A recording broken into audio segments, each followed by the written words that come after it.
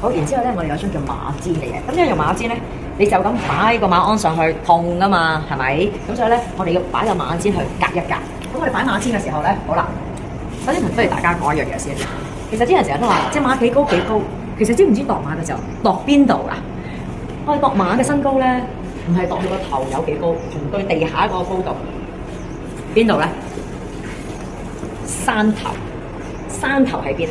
就係馬頸同嗰個身體中間嗰個對接位，呢個叫山頭，係高咗成個山頭咁樣，所以我哋叫山頭。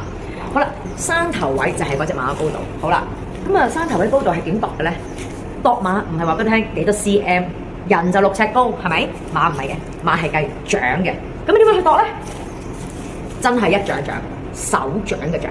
所以我哋英文係叫 hands。呢隻馬幾掌啊？望住咯喎，由呢度開始度。由佢隻腳開始度，點解？由前腳嗰度度上去，一路直上就係佢嘅山頭，望住咯喎。好，等佢擺直咗先。好啦，1、2、3、4、5、6、7、8掌喎。咁所以記住，馬係度掌嘅，呢隻馬就係8掌啦。